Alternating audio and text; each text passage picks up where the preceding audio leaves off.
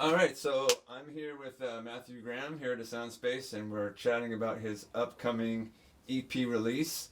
And I know I've known you since you were a teenager coming to the open mic nights, Oh, yeah. and you've been working hard and playing for a long time now. And a lot of people kind of know you as like the Elvis guy, and you're a big Elvis fan. But this is your first release of original material. Tell us a little bit about what inspired you to write some original stuff and a little bit about the EP. Well, I've been writing for years. I started writing a lot more, even more before I became really got into music as a musician. I was writing a lot more. When I first started, I would try to write a lot. I didn't have the musicianship to match it, and a lot of these songs are over 10 years old. And the way I write, it's been tough because the way I write, I hear it as a full band arrangement. Mm. So I needed. It took me a while to find the right people to do the project, and to kind of because I'm going for a full sound. Mm-hmm. Like you're saying, a lot of people know me as the Elvis guy, which is definitely part of me for sure. But I'm influenced by a lot of other subgenres of rock and roll and a lot of other music. So I'm trying to bring it all together and tie it up into my own thing. So Cool. And you have 4 songs on the EP, is that correct? 4, possibly 5. Oh, 4, possibly 5. Possibly Okay. 5. Nice. So why don't you tell us about some of the songs that are on the EP? All right. Let's see. So one of the more important ones is my song "Crippled by My Emotions," inspired by my fiance Jillian. We were just talking about stuff this when we first started going out, and she was talking about life, and she said she's crippled by her emotions.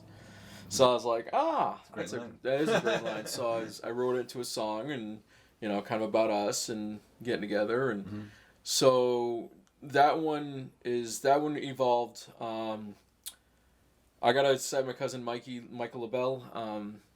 We were jamming on stuff, and he'd help me, like, he came up with a basic drum pattern for it, which ended up being, I don't know if he did it consciously or not, but it's definitely kind of the Be My Little Baby feel, for parts of it, and it's very much like 60s kind of rock and roll. I'm hearing like the jangled strings of like maybe the Byrds, or trying to go for like kind of the Elvis thing, but a little like some Roy Orbison vibe in the vocals. Nice. And big influence in that song for sure was Bruce Springsteen, and a couple of these songs anyways. Bruce Springsteen and the E Street Band. Nice. Huge fan of them. Mm-hmm. There's saxophone on it. This was my mom's favorite song one of her favorites I wrote. When I was living in New York City, my friend Cece, who hosted the open mic, this was her favorite song I wrote. A lot of people really like this one, so this one I feel I got right. I've done many attempts at trying to record this on my own, using very subpar equipment and stuff, and I finally got it the way I want it, so I'm very pleased. Cool. 'Cause I can't stop from singing into this ocean.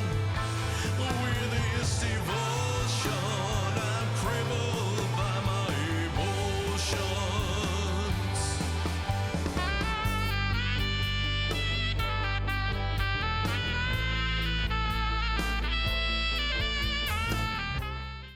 And Get the Devil Out of Me is one that's really rocking. Oh yeah, that one's great because that's one of the few that I can go and show off my lead skills and play it solo, and it still works, and that's always fun because I can still play it no matter with a band or not. That one, I think when I first wrote it, like the verses, I kind of heard a Ramones kind of vibe a little bit, just kind of like rock and roll high school, that kind of era of the Ramones. But definitely 50s inspired, Chuck Berry. I kind of think of it as like a Chuck Berry guitar thing. Initially like an Elvis vocal, Little Richard, Jerry Lee Lewis piano. Nice, yeah.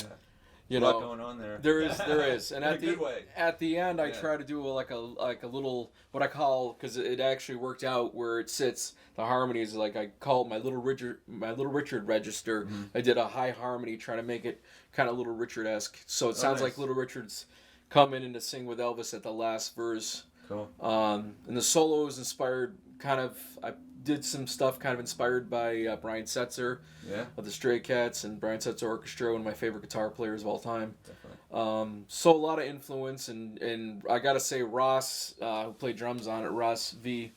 Bambuco, right? That's yeah. He did an amazing job with the drums. He added some stuff to it to kind of kick it up a little bit, make it slightly more modern, but still keep the integrity of it. So Cool. I'm very Cool. very excited.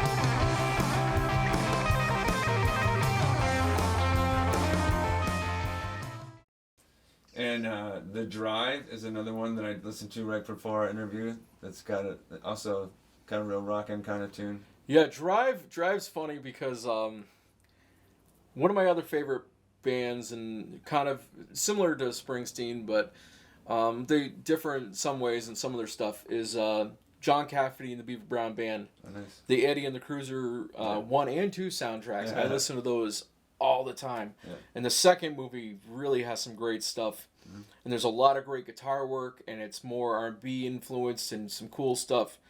And there was a song called Emotional Storm, and it starts off with like some bongos and some piano and some like guitar that comes in all out of nowhere.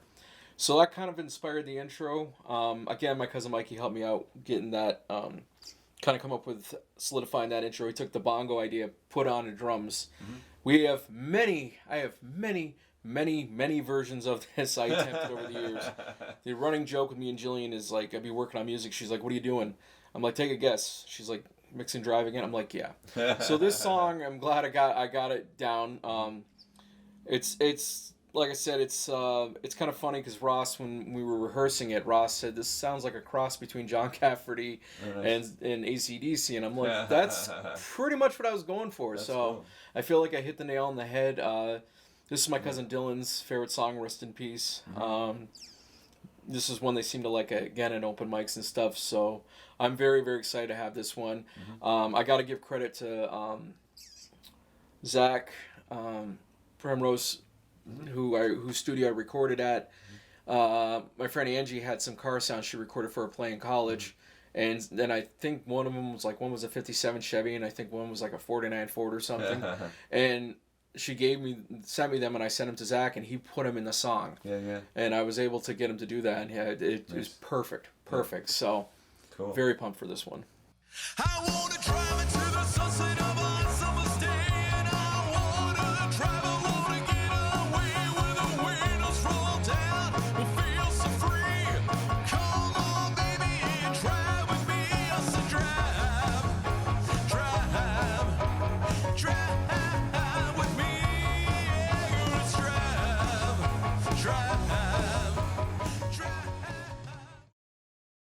And True Love was a kind of a surprise to me. I was really impressed. A little bit different direction for you, but it was a really great song. Yeah, it's that one I wrote.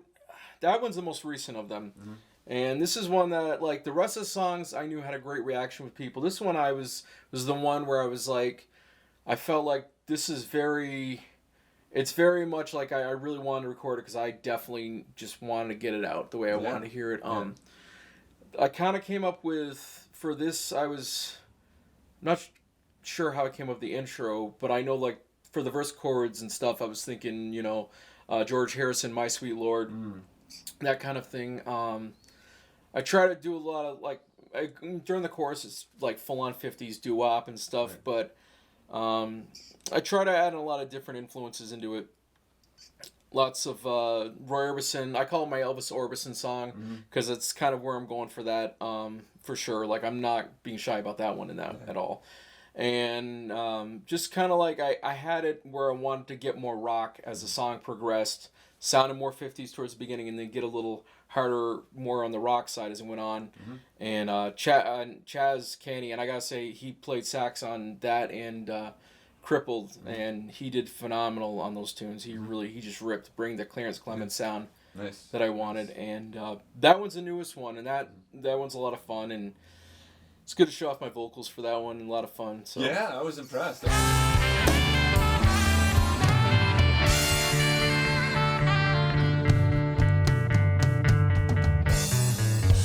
Crying eyes, your face you try to hide. Beneath your glow, you're losing control. And you can't walk away from the pain that you feel inside. Well, I can give you the light of day. I can give you the night and show you love. Tell me a little about the studio and then the musicians that you have on the album. Zach Primrose, if I'm pronouncing that right, his studio down in southern Vermont. Primrose Productions. He does a great job. Very patient. We ended up recording there. The musicians I had, Ross Van Buco, my buddy Jacob McLaughlin, and myself, and I overdubbed the rest of the parts, and then Chaz came in for the saxophone. And Ross and I've been playing. He plays with me in my band, Flashback. We do a lot of cover tunes and stuff. We've just been jamming out a lot at open mic at Anglers. And he's really great. He was very patient, because a lot of these songs were parts that my cousin Mikey came up with, and Ross just took these parts and just amped them up and did his own thing, but still kept what I would work with me, what I'm going after. And like, he definitely is the backbone for these songs for sure. Like, I'm really, really pumped to have him on them. And my buddy Jacob, he just nailed it. Like the piano parts, he added in some of the classical element for some of the songs, the epic stuff. I was very influenced by when I wrote a lot of these. I was watching religiously, watching the making of Bruce Springsteen's Born to Run. So I totally was going for that, and he nailed it with that. And same with Chaz. He brought that saxophone, that soul kind of sax element to it, and I kind of like that idea of having kind of like that Springsteen kind of sound with a little bit more guitar. Kind of balancing that with the saxophone was really cool. And then I did a bunch of overdubs for the rest of it, but it was a lot of fun. And cool. Zach was amazingly patient, because I'm very demanding about what I want with my music, and he was very, very patient and worked with me and honest, but not mean, but honest, and we got things done. Great. Sounded great. So awesome, cool. Well, before we get too far, let's talk about some of the details of your EP release party. Very excited. Yeah. So where is it? When is it? What should people expect? It's going to be down at the Alley here in Rutland, Vermont. Center Street Alley? Center Street Alley, yep. And we're going to be playing from 7 to 11. And I'm going to be starting off with some... I'm going to be doing one original that's not on the EP, one that's possibly going to be on the EP with Chaz, and then the 4 songs that are definitely on there. And then I'm going to do 2 or 3 other originals after that that I'm going to work up with the guys. So I should have about 9 songs of my own material I plan to do. Great. And then I'm going to let the guys get up and do their thing. And it should be a lot of fun. Cool. Should be a lot of fun. So Very cool. they got some of their own stuff they've been working on their own projects. So hope to give the spotlight to them. What was the date again? The date is November 11th. Excellent. That's on a Saturday. Cool. How you doing? Busy. Yeah. Busy. Super busy. Cool. Making it happen, right? Yes, very much so. Just busy trying to get this all figured out, the details, working a full-time job, just a lot. Right. But it's a very much of an accomplishment. I tell everybody, I'm like, once this is done, for once I feel like I'm okay with the year ending. I'm okay with time moving on, because I got this done. This is something on my bucket list amongst many things I want to get done, and this was definitely an accomplishment. So excellent. I'm very excited. For once, I'm excited for the year to go out in a good way. Yeah. So. Yeah. Cool. Well, when you were talking about your songs, you mentioned a lot of influences. It's clear you're not just a musician, but you're a student of music, and you've studied it, listened a lot. I'm sure read and watched a lot. Who are some of your influences, and how did you kind of get started playing music? Well, obviously the first influence everybody knows me for is the Elvis thing. And that started when I was 2 years old. I watched a videotape, the 68 Comeback Special. What happened was my aunt and my mom we were visiting them down in Connecticut, and it was like a musical day all around. They were going to a Shirelles concert of all things. And so my dad and my uncle put on my aunt's videotape to kind of keep me busy, put on the videotape, see if they'd like Elvis. From there on, that was it. Nice. That was it. My mom came back, wanted to take me to the park. Nope, I want to watch the Elvis tape again.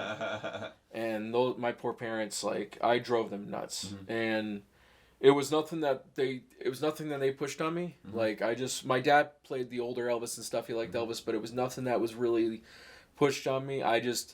My taste just went right to him. And then, because where are you going to listen to Elvis, especially pre-internet, Right. Other than albums or tapes? Well, maybe if you're lucky, you'll hear him on the oldie station. Right. So I got listened to the oldie station, Oldies 92 out of Middlebury, and they played, of course I got to listen to all his peers. I got into Chuck Berry, Buddy Holly, Roy Orbison, J. Lou Lewis, Little Richard, because I got into all these oldies, I go from there. Of course, I heard early Beatles and Stones, and a lot of Motown. That's another thing that people, they know me for Elvis and rockabilly, which is obvious, but I love a lot of Motown soul and Nice. a lot of that, kind of stuff.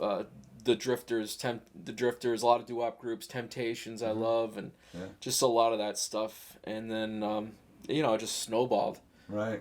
a lot. So Cool. And you have some formal training. You went to Castleton, right? Yes. I went to Castleton. Well, they keep changing the name, but Right. when I started, it was Castleton State College. Then I went to Castleton University. Now it's Castleton at Vermont State University. Yeah. I just call it Castleton State Castleton, University. yeah. I'll call them Castleton State University, make it easy for everybody. Yeah. But I went there in my hometown, and that was great. I majored in music and communications, and was a focus on classical guitar, which helped open up my right hand actually helped me play rockabilly more. Yeah. Because I could pick more, and it really did help with my technique on that.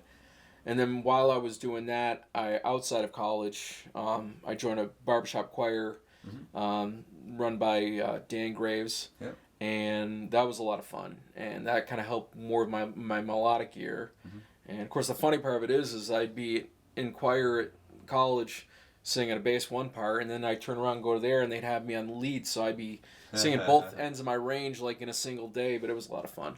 Cool. A lot of fun. Very, very, very busy. I met Jillian there, Nice. because we both are Elvis fans. So yeah, a lot of fun. Cool.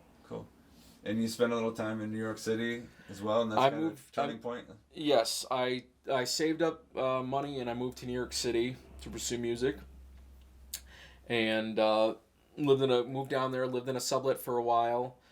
Sublet ran out. I thought I had a place, and I got scanned.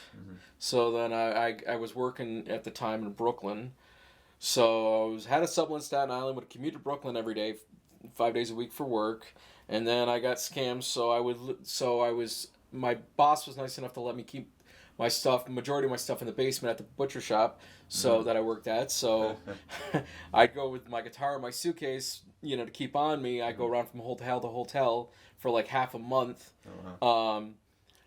While I was still working, and then I'd go and but then I finally, eventually, my mom helped me and she pointed me in the right direction. And I finally was able to get a place in Harlem, so that worked out good.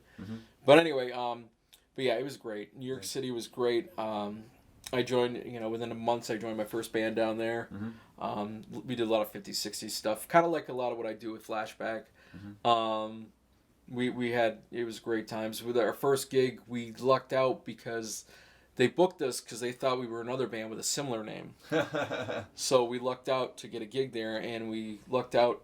We weren't going to do a sound check, but we lucked out because the person that was supposed to be before us canceled. So we were able to get a free sound check. Nice. and that was a lot of fun. And I ended up getting involved with some other bands, playing.